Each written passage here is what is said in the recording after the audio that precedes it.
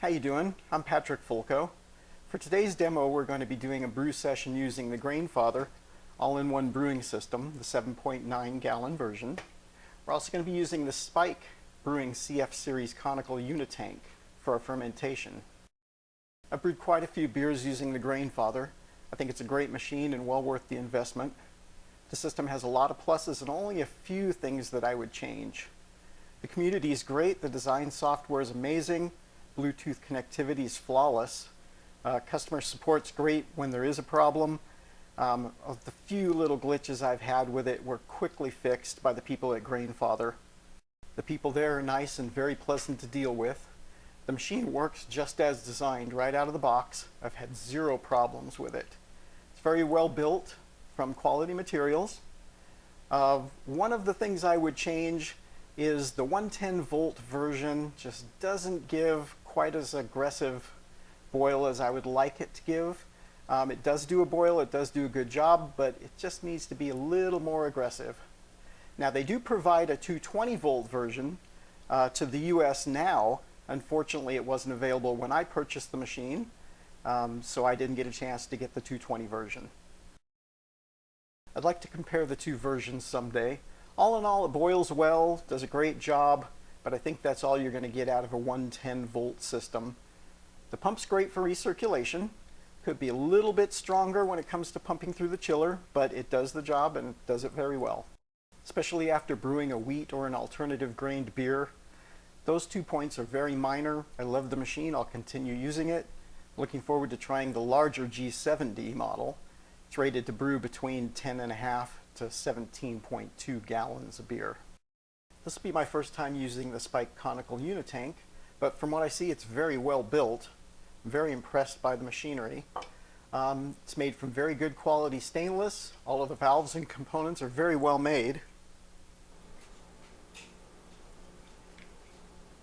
Everything fits as it should. I'm excited to use the product and see the results. Being a unitank means not only can you ferment in it, but you can carbonate in it as well.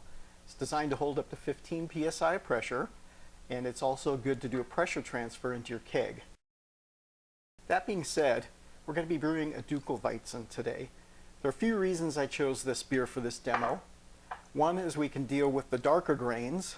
Another being we can deal with alternative grains such as wheat. We're going to get to these issues as they come up. So, getting started before we set up to brew, I wanted to state that when using the Grainfather, the manufacturer recommends using the machine on the floor. Well, there's a good reason for that. When it comes to lifting the grain tube, this thing gets really heavy.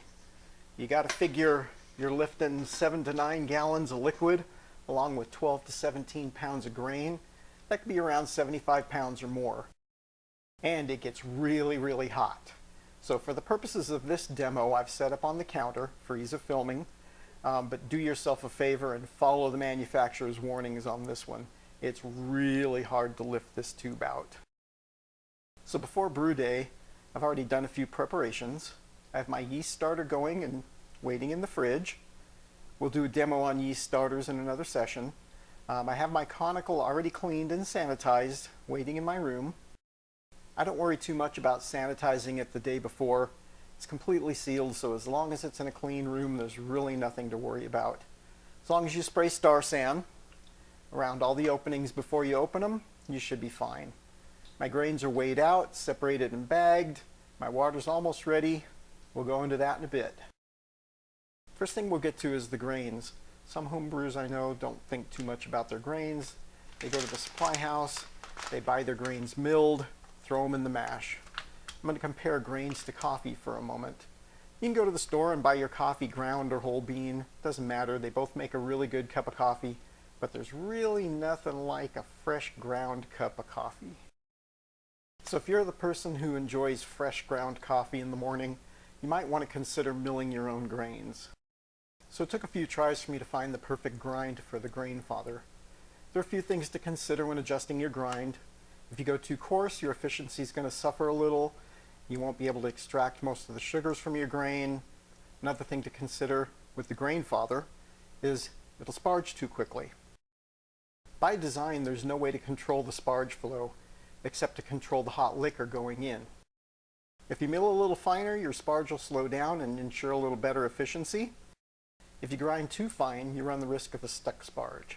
I started out grinding a little coarse when testing for fear that I'd get a stuck sparge, but luckily I haven't had one yet. I settled for a grain of 0.375 of an inch. I get a good sugar extraction, no sparge problems. When using your grain mill, you can use a hand crank that comes with the mill. An easier method is to use a hand drill. I use a dedicated drill for brewing for both my mill and my whirlpool tool. I would recommend with a 1/2 inch chuck, a cordless drill just for ease. While we're on the subject of stuck sparges, I wanted to mention the reason I picked a wheat beer for this demo. Neither wheat nor rye have a hull like barley does. If it wasn't for the hulls, your grain bed would just turn into mush. Getting a sparge through would be nearly impossible. Not to mention recirculation mash wouldn't circulate at all. So anytime you're mashing with wheat or any alternative grains for that matter, adding rice hulls to your mash will do the trick.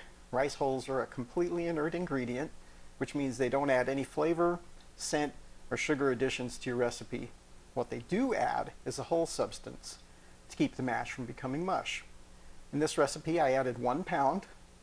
Make sure to rinse in either distilled or RO water before using them. I just mix the rice hulls right in with the grain bed, using a majority of it first and then tapering off towards the top.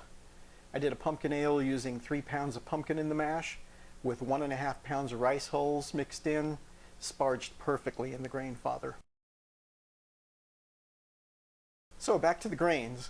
I chose a dark beer on purpose so we could talk about using dark roasted grains. The dark grains have been roasted to a very high degree. They're very acidic in nature and come in handy for lowering your pH in the mash and the boil if needed. Most of the fermentable sugars in these malts have already been broken down, so you don't require a mash procedure at all. One downfall to mashing the dark grains all the way through is they can add unwanted bitterness and astringency if they're mashed for too long. There are certain styles where you want the dark grains to be mashed all the way through the mash. A lot of brewers will choose to keep these grains separate and add them near the end of the mash or not in the mash at all. The Grainfather makes it a little tough, but I'll show you how to overcome this with an easy little trick. If I choose to keep my grains separate, I mill my dark grains first and then set them aside in a container. Then I mill the base grains and keep them in a bucket. Always use a food grade container, not one of those orange ones. We're going to talk about water and additions in another demo, but for now it's time to get the water started.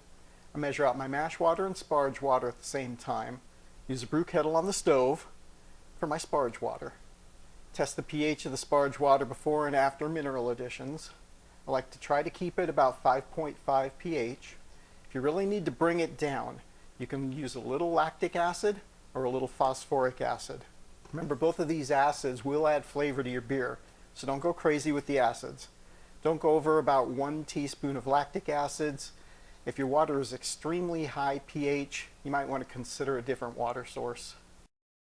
So one thing to keep in mind is that your pH will drop as your water temperature goes up. So take your readings as close to the temperatures that you're going to be using for more accurate results. At this time, we're going to connect to the Grainfather app and get the heating started. We'll talk about the Grainfather app and the community in a different demo. If you have a recipe saved in the community, the Grainfather will take you all the way through a single or multi-stage mash, including mash out, sparge, and boil. Gives you audible alerts from your phone and the machine itself. This is by far one of my favorite parts of using this system. If you don't have a recipe saved in the community, you can still run the machine manually through the mash boil process any way you like. Make sure your Bluetooth is on and connect like you would with any other Bluetooth device. Once you're connected, you can scroll through your saved recipes and choose the one that you're brewing. Make sure you have the lid in place and the recirculation valve turned on. If the pump doesn't come on, you can manually turn it on with the button on the controller. I think it helps keep the temperature constant. One thing I wanted to mention is I use a little bit of thermal grease on the temperature probe when installing it. Use just a little bit though, otherwise you won't be able to get the probe in and you'll be digging some of the grease back out. The thermal grease will help to eliminate some of the airspace in the probe cavity, which will help keep your temperature readings accurate. While our mash water is heating up, it's time to measure out our mineral or salt additions. I'll go through additions in a water demo in the future. There are a few good programs for calculating additions, but the thing you have to know first is where your water is to start with. If you're using water that's pretty hard and already high in calcium, for instance, you wouldn't want to add more. If you don't know where your water is, you might do more harm than good by adding salts. I weigh out my sparge additions at the same time I weigh out my mash additions. Some brewers choose not to modify their sparge water at all. I think it's personal choice, but would depend on your water source, of course. It works for me and my water source, so that's how I do it. But we'll go into that in a different demo. So just stir in the additions and let them dissolve. Done. You're going to run into downtime throughout the process. I always try to think a few steps ahead so I can prepare for the next step. I also have all my recipes and my brew procedure printed out so I can use it as a checklist and make notes. I know this is kind of a nerdy approach, but I would hate to brew a killer beer and not be able to reproduce it later. You will get a mashing alert when it's time to add your grains. I find it best to turn off the pump, remove the pump arm and the hose, remove the lid before adding the grains. Before adding the grains, you want to make sure you've installed the tube plug. This will keep the grain from going down the tube and clogging up the pump screen at the bottom. I start with about 1/3 of my grains, give it a little stir,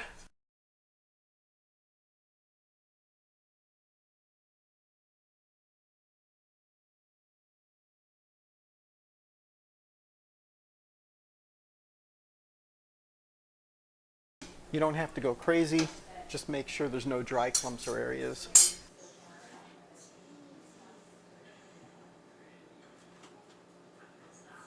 Add the rest of your grain. Remember to hold off on the dark grains and keep those separated for later.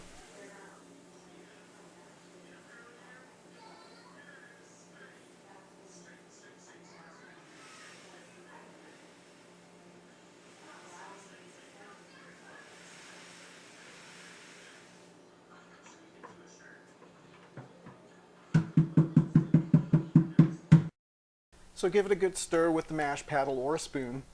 Next you're going to install the upper screen. Remember to keep the little pull tabs up so you can remove the screen later.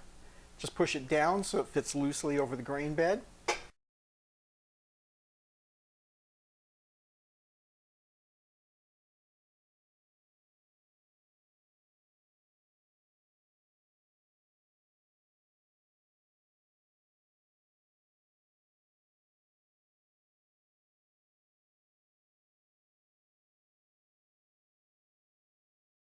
Don't forget to remove the grain plug, or all your water is going to end up on the top of your mash and you'll starve the pump. Next, add the little funnel. This does a few things. It takes up the space between the screen and the funnel. It also sets the level for the liquid on top of the grain bed.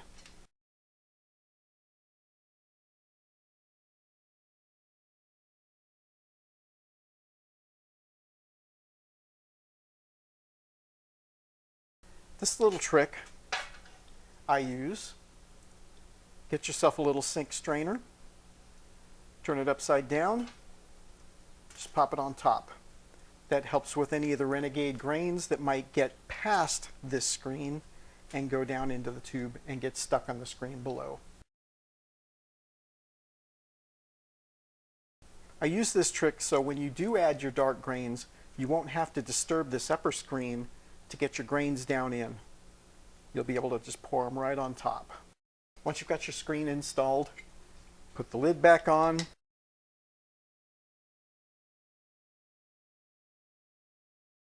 Add your recirc arm, hit the button on the machine. You're good to go. Your mash is started. The app will give you alerts every time something new is going on.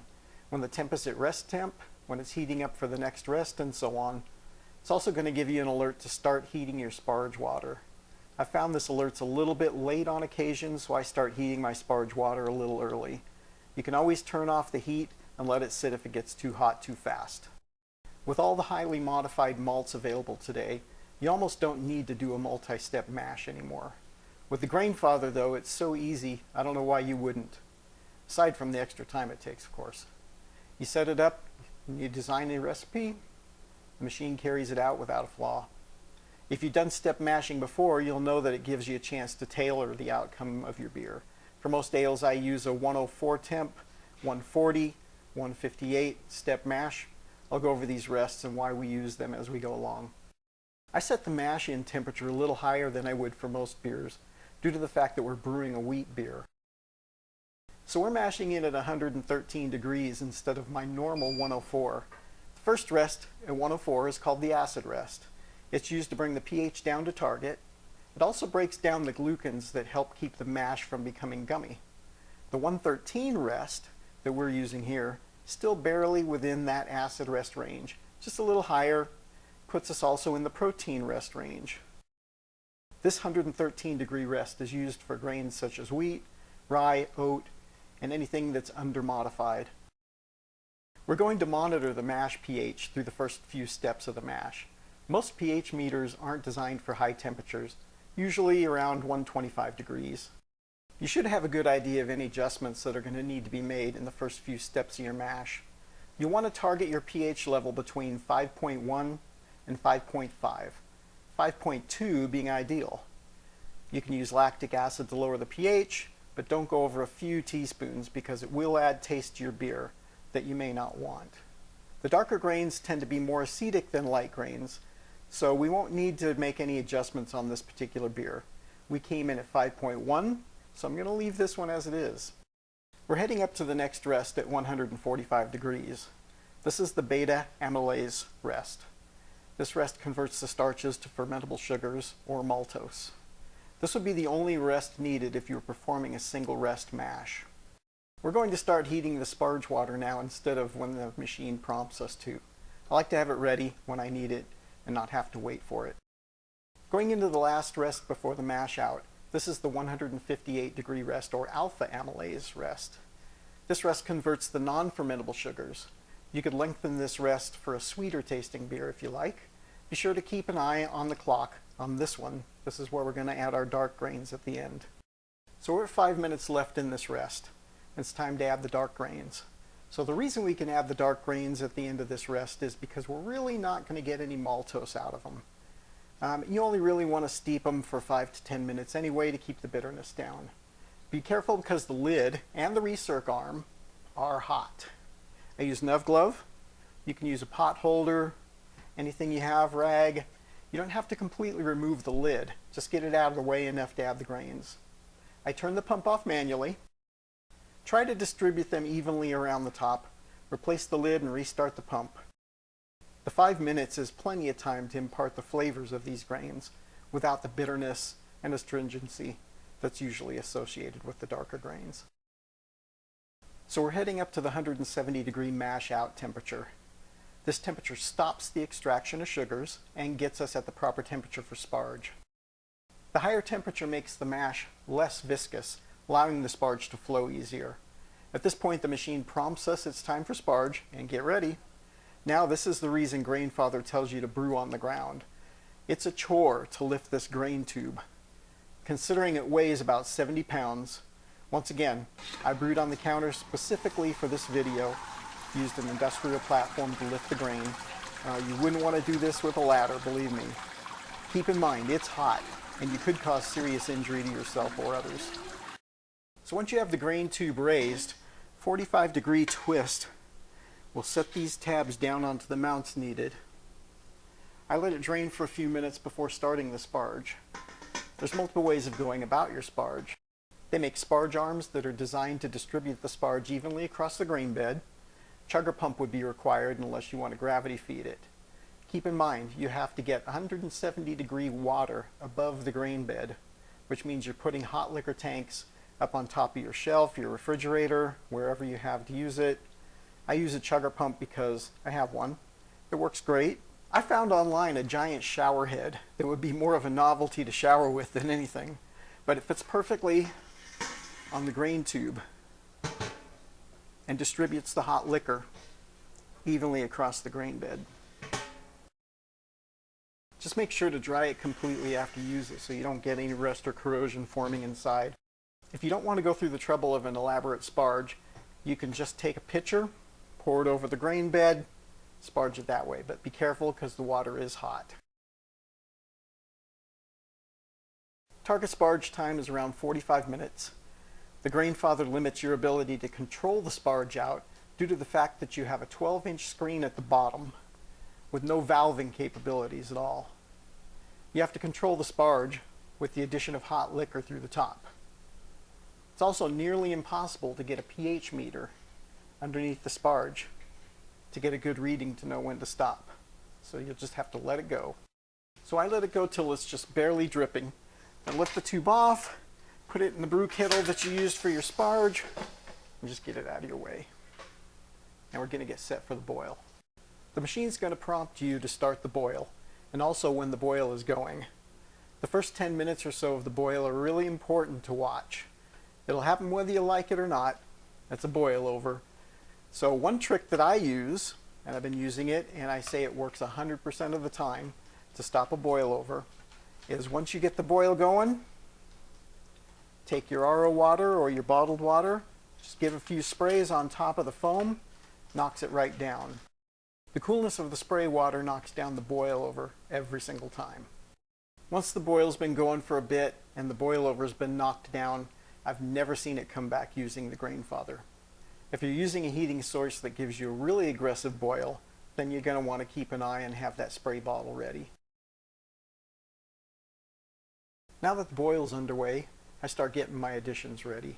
You don't really need hop bags or a screen with the Grainfather, but I recommend it. The Grainfather has a little screen at the bottom of the pump that catches a lot of it, but it could get a little clogged with hops. Whether you use a bag or a screen, it really doesn't matter. They both work well. I find a little less hops on the pump screen if I use bags. So it's a good idea to inspect the bags for holes ahead of time. They are very thin and they do get holes in them. I always measure out my hops in order, keep them from left to right.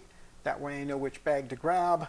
I include the Irish moss additions into one of the bags. Yeast nutrients, stuff like that, I just dump right in the boil. If you're adding spices, say like a Belgian, you want to put those right into the bag, dump them right in. I wrap a string around the top once I've got the hops in. Wrap the string around the top and tie it off. Especially if you're using whole hops, because the whole hops will like to get out of the bag if all you do is tighten it. Just make sure you got a good knot on it, right over the edge into the boil. So it's time for our first hop addition. I use a clothespin, clip it to the string, right over the edge it goes, clip it on the edge. If you really want, you can tie it to one of the clips on the Grainfather, but I find just a clothespin over the edge works well. The machine will prompt you when it's time to add, as long as you have it set up in your recipe ahead of time in the Grainfather community. Otherwise, set yourself a timer or watch the clock. We only have 2 hop additions in this beer, so all we have to do is wait through the boil. Nearing the end of the boil, we can start getting ready for the whirlpool and the chill. The Grainfather comes with a counterflow wort chiller that works very well with the system. When using a wort chiller, your cooling is going to be limited to the temperature of the cold water that you have at your house. If you live in a cold region and you're brewing in the winter, you won't have any problems cooling down to pitching temperatures. I live in one of the hottest deserts in the US. During the summer, I fight to chill it down to the high 80s. Now it's time to set up your sanitizing solution. Everything that touches your wort from here on out must be sanitized, with only one exception, and that's the chiller. We'll get to that in a minute. I use 2 different sanitizers depending on what I'm doing. Star San is my favorite, and is what we'll use here. Mix it to the directions, and it does not require a rinse. You can rinse if you like, but be careful. Use distilled water only from a new source. Sanitize your whirlpool tool before putting it in the wort. If you want, you can leave it in the boil for 15 minutes prior to boil out. I don't like that idea much because it has really sharp edges and it can cut your hop bags. So your boil is over. Remove the hop bags right away. If you wait too long to remove them, the hop aromas will start to diminish. They're going to be hot and create a lot of steam when you pull them out. So let them drain for as long as you can hold them up. Have a bowl ready to put them in when you're done. Get your whirlpool tool ready and attach it to the drill. I have a drill that's dedicated to brewing only. It's the same drill I use for my grain mill. The last thing you want to do is put a drill that you use for construction or metal drilling over your fresh beer. You wouldn't want any drywall or metal shavings going into your wort. So you don't have to whirlpool long, maybe a minute. Whirlpooling does a couple of things. Gets any grains and hops to distribute to the edges where they will settle and hopefully stay out of your fermenter. It also cools the wort considerably. You'll see the steam generated as you whirlpool. Get your whirlpool tool out quickly and get your lid in place. At this point I sanitize the lid also, as condensation will accumulate and could drop contaminants into your wort. So now it's time to set up the chiller. I run sanitizer through the chiller ahead of time and then run distilled water through it with a sanitized chugger pump. Grainfather has a method and it works. I just like the added security of extra sanitization. Once you have the chiller set up, put the wort output tube down the center so your wort goes down into the kettle. Without turning on the cooling water, run the Grainfather pump for 5 to 10 minutes, no longer.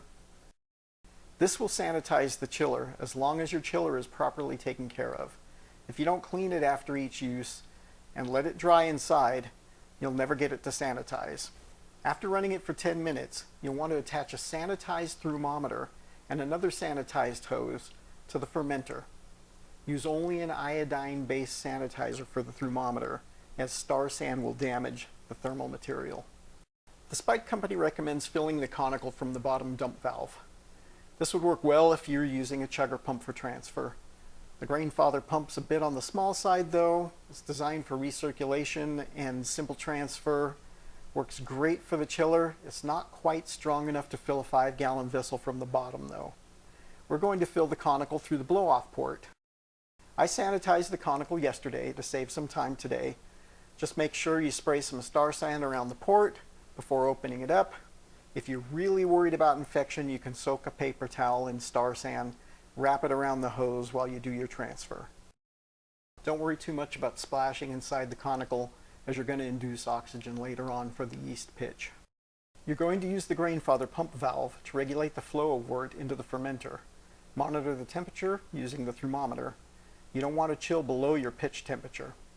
In my case, I will have to chill after the transfer to get to pitch temperature. Turn on the pump and let it fill. It's a little hard to tell how much transferred as the lid will be steamed up. You can periodically lift the lid a bit and peek inside. Be ready to turn off the pump as soon as you hear it starting to speed up. When transfer is complete, I'm going to pop a sanitized cap on the blow-off port and get it ready to set up on the glycol chiller. There are a few ways to keep your fermentation temperature where you want it. You can use a glycol chiller, you can use an empty refrigerator that your fermenter fits into, of course. A kegerator works well. You can rely on ambient temperature. Just be sure to use a yeast that will ferment at the temperature that you have available to you. They've been brewing beer for a lot longer than refrigeration has been available, so use what you have available. Once we have it set up on the glycol chiller, we're going to set this one to 72 degrees for this fermentation. My transfer was at about 86 degrees, so it has to chill for a bit. Something to keep in mind when you're chilling a sealed vessel is you're going to create a vacuum as it chills. We're only going to go down about 14 degrees, so I'm not too worried about the amount of vacuum we'll create. I think the conical should be able to handle it. If we were chilling down to lagering temperatures, we would have to vent it or induce oxygen. If you're going to vent it to atmosphere, you might want to consider possible infection. I'll go with the oxygen. It only took a couple of hours to get it down to yeast pitching temperature. So now it's time to take a gravity reading before we oxygenate. I use two different methods and compare the two. I start with a regular glass hydrometer. Remember to sanitize it before use. I'll pull a reading. In this case, we came in at 11.0 Brix, or 1.045. I saved a few drops for the Milwaukee refractometer. Refractometer reading came in at 13.9 Brix, or 1.053. That's a big difference between the two. So I'm going to guess that one of them is not very accurate. I'll have to do some testing and comparison to find out why. Remember, hydrometers are set to read at 60 degrees Fahrenheit, and readings need to be corrected for temperature differences. In this case, even the correction left me with a pretty big difference. We're going to get started to oxygenate the wort now. Yeast needs oxygen to get started on its feeding frenzy, and we have more than one way to do that. Some brewers use a fish pump and a stone dropped down into the fermenter. The pros of this method are it's fairly cheap. The cons are it takes a long time due to the fact that you're inducing atmosphere, which is only 21% oxygen. This extra time with your vessel open could induce contaminants. They make oxygen wands with a stone on the end. You connect to an oxygen tank. These work very well. Just remember to sanitize it first. You can pick up oxygen at the hardware store or any welding supply shop. Spike makes a very well-made oxygen stone that connects right to the racking port for doing your oxygenation, and that's the method that we're going to be using. I've put together a setup for holding the tank. I'll also use it for the CO2 tank later on. It's an old hospital IV stand that I've attached a kegerator CO2 mount. That way you can get the oxygen tank up above the racking port. You can have someone hold it there if you want. The trick is to keep the oxygen tank up high and open the valve at the tank before opening the racking port. This will keep your wort from coming out and going through the stone. Before we start with the oxygenation, we're going to have to vent the conical. This would be time to set up the blow-off. Spike has a couple of ways to set up the blow-off. They have a hose connection for a straight hose attachment. They also have a manifold setup that would be required if you're going to pressurize the vessel at all. The manifold comes with a pressure gauge, 15 psi relief valve, and a ball lock port. I'm going to use the ball lock port for my blow-off. Some people are under the impression that you need a large diameter hose for the blow-off. This would be true for large batches of beer, but for 5 gallons, the ball lock should be sufficient.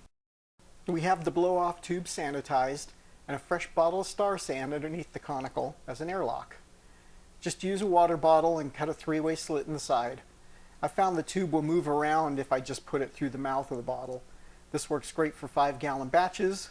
Sanitize the mouth around the blow-off port before opening. Sanitize the manifold, but don't submerge the gauge. Attach the manifold to the blow-off.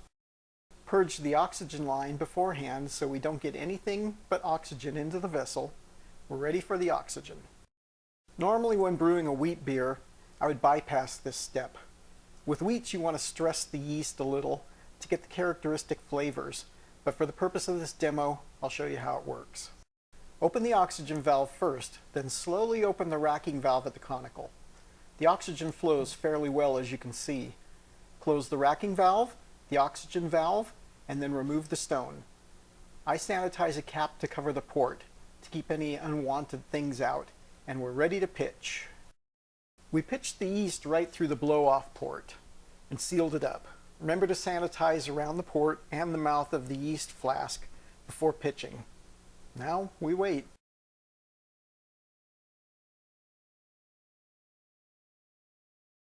About 9 hours after pitching, we have a pretty good bubble going on. Don't worry about the Star San foaming. It doesn't really make a mess. It just foams. You want to periodically check your blow-off just to make sure it doesn't stop prematurely. It's going to bubble pretty hard for 2 to 3 days before it slows. So we're 24 hours into the fermentation. You can see it's still going pretty strong. We're going to set a primary fermentation for 7 days with this beer at 72 degrees Fahrenheit. That should give us plenty of time to do a full fermentation and burn off any diacetyl that could remain without letting it sit on the yeast for too long. The Spike conical has a dedicated tasting port that I've been taking advantage of course. Just remember to sanitize around it before opening it up for a taste. 7 days into the fermentation, it's time to dump the yeast. You can do this simply by opening the valve and making a mess. You can use a tube or even attach a sight glass and another valve at the bottom to control the dump. Before you dump the yeast, you're going to want to have to vent the vessel. Otherwise, you may not get anything to dump. Spike makes a pressure transfer kit that we're also going to use for the yeast dump and to do the final keg transfer. Once again, I'm going to use my homemade hospital stand to hold the CO2 tank. This time you don't need to worry about keeping the level high, as the port we're going to connect to is above the liquid line. We've removed the blow-off line. It's now a good time to clean and sanitize while we're filling a fresh bottle of Star San for the airlock. Spike recommends 5 psi for the transfer. I went with 3 psi to start. If it doesn't flow, the pressure can always be increased. With the sight glass and valves sanitized and installed, we're going to start with pressurizing the conical with the CO2. Once the pressure is steady, we're going to dump the yeast. Let it flow until it runs clear, and then shut the valve.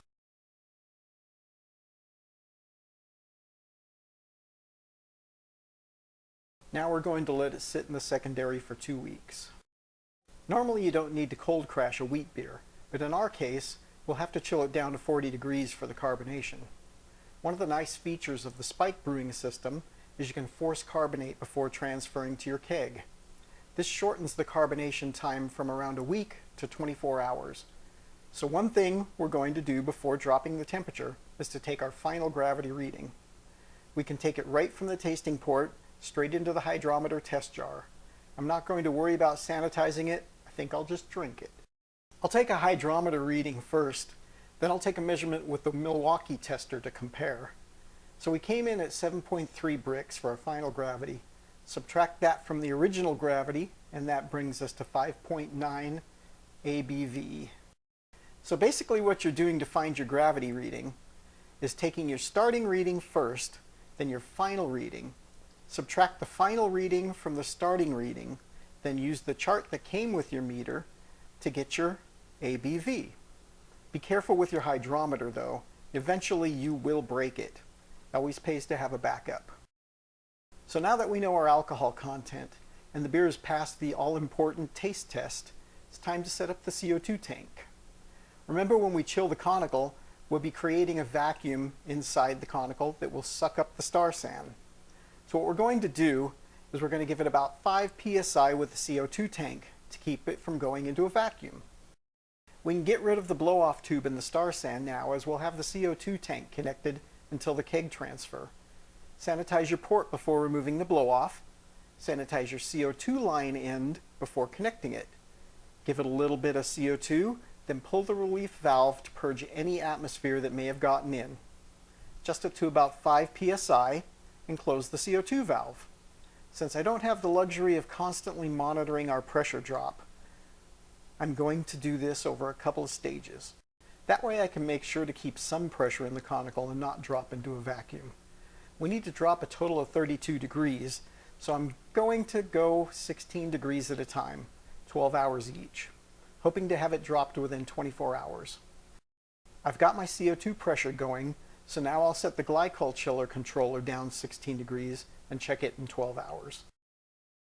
Spike Brewing recommends soaking the carb stone in an alkaline wash for 12 to 24 hours prior to forced carbonation. So now is the time to start the soak. I have a little food grade storage container to drop it in. We'll mix a little wash and let it soak. After chilling down for a few days, we seem to have a little problem with reaching our target temperature.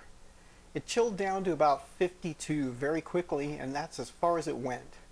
I've measured the outlet temperature of the glycol chiller, and it reads close to 32 degrees. I've also confirmed that the glycol to water mix was what Spike Brewing recommended. So there's a few things that could cause this. High ambient temperature could do it. It could also be the speed of the coolant circulation. We're here in the middle of summer in one of the hottest deserts in the country, so it's highly likely that this is as cold as we're going to get it right now. So there's a few things I can try before throwing in the towel. I have the chiller pump running at full speed right now. There's a chance that the coolant is just circulating too fast to allow for the heat transfer to take place. Let's slow down the flow about half speed. I'll also want to try wrapping the vessel with something besides the jacket that Spike makes. We're going to use a large towel for insulation. We can get it between the tank and the cooling lines easily, and we'll see if that works. Now that we have it wrapped up and slowed down the coolant flow rate, we'll let it sit for a few more hours and see what happens. Well, after sitting for another day, we're still at 52 degrees. I'm going to slow the pump flow down just a little bit more, and we'll see what happens.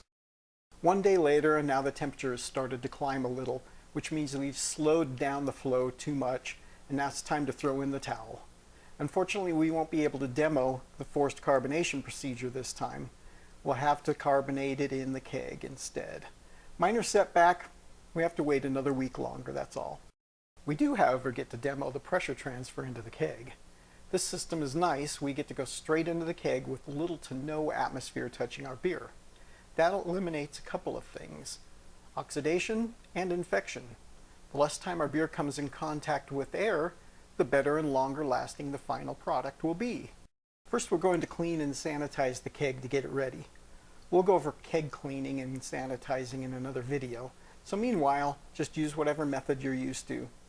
Next thing is we don't want any oxygen in the keg, so we need to do a CO2 purge.